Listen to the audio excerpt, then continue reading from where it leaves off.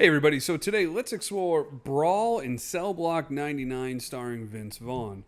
This movie was actually pretty interesting to me. I had seen it pop up a couple times on my Hulu feed and I wasn't sure if I was going to watch it.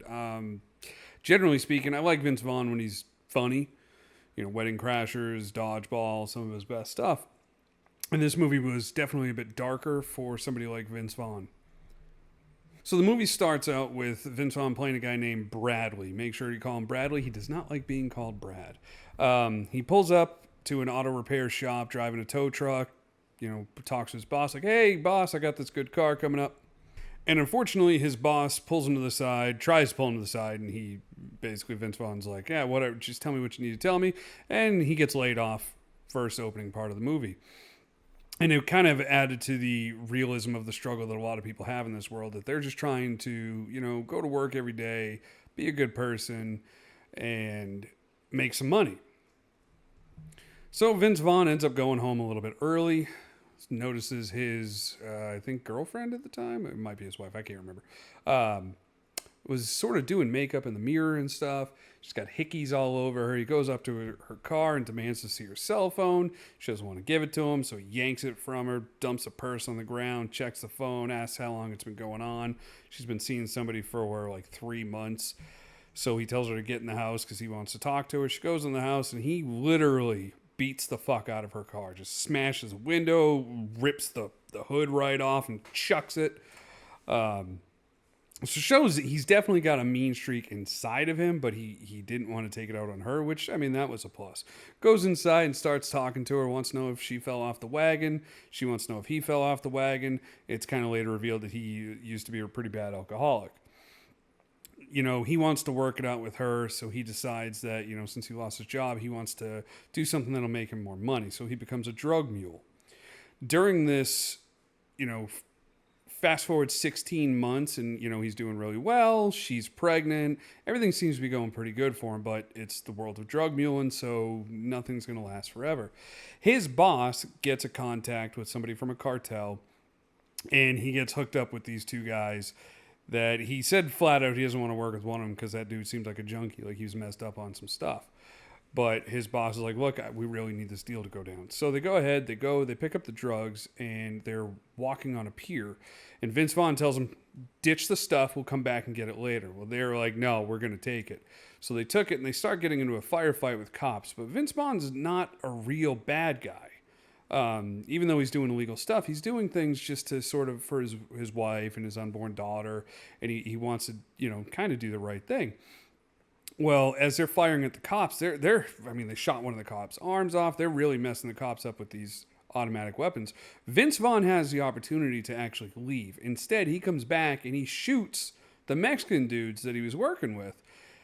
And he ends up getting arrested. And he's sitting there talking to a detective. The detective's like, "Look, I know you got a moral compass, but, you know, you're going to do some hard time, but not if you give us the name of your supplier." But Vince Vaughn won't give up any names. He's not going to give up anything. He ends up getting sent to a medium security prison, which he was going to be there for 7 years, so not too terrible.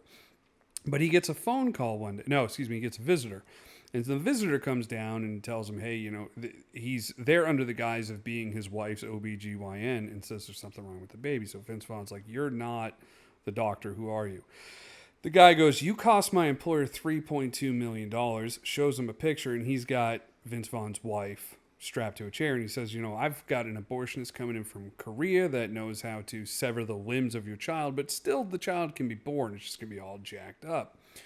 So Vince Vaughn's like, "Well, what do you want me to do?" He's like, "Well, we need you to kill this guy that's in a maximum security prison." And Vince Vaughn's like, "Well, if you look, I'm here. I'm not there. What do you want? How do you expect me to do that?"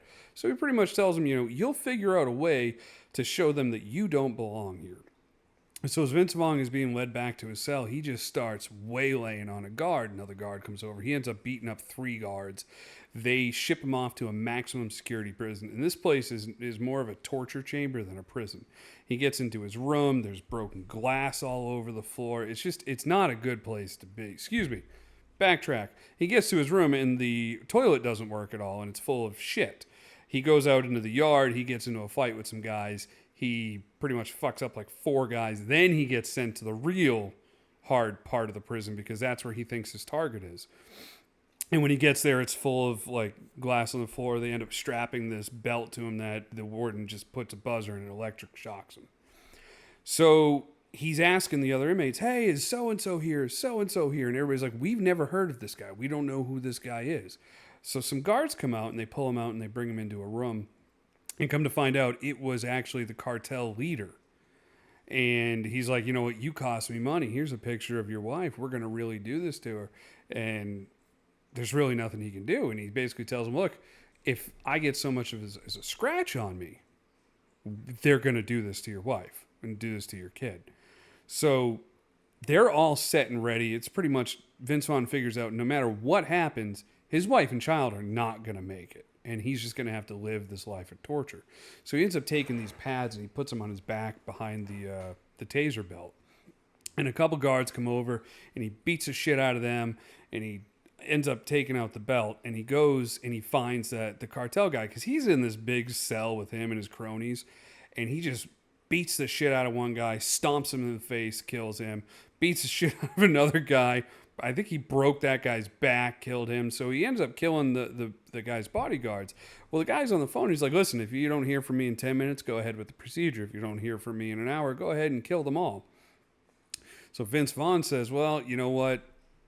I'm going to take you out." He's like, "Well, they're not going to, if you use my phone and call them, they're not going to listen to me." And he's like, "You're going to be the one making all the noise." So he calls the guy and he says, "Hey, you might want to talk to your boss." And he starts just kicking the shit out of him.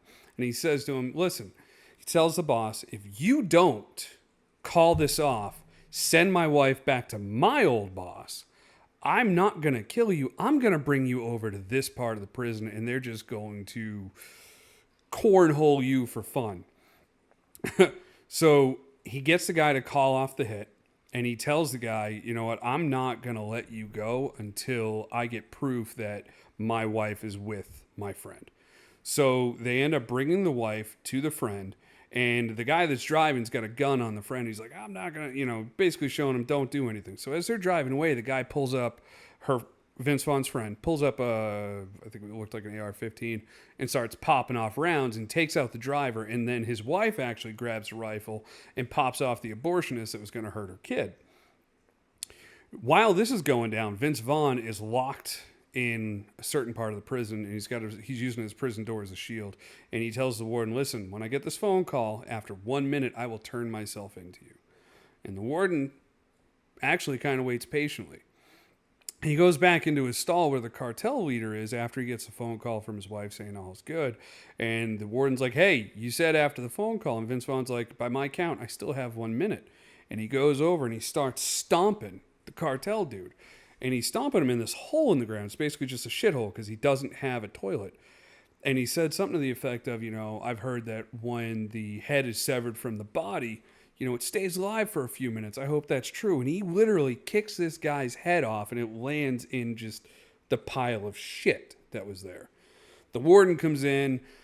Vince Vaughn looks at him, and you know at the very end of the movie what's going to happen because the guy just raises a revolver. Vince Vaughn's head blows off, and it's pretty gory, but the movie was quite surprisingly well done. It's definitely not one of those high-budget films, but it didn't need to be. The set pieces were pretty good. The only special effects really were when Vince Vaughn's head exploded, and that did look fake as shit, but overall, the movie was actually pretty good. I was entertained the whole time. And it was a lot better than I was expecting. I was kind of expecting Vince Vaughn to be a little less serious than he was, because I've seen other movies like, I think it was Arkansas, where he plays serious, but not 100% serious. In this movie, he was pretty much 100% serious. He made a couple little jokes at the guards, but it was to piss them off. But all in all, I was really pleasantly surprised with how well the movie was. And like I said, it kept my attention. So I highly recommend Brawl in Cellblock 99. It's on Hulu right now. So if you have a chance, go take a look.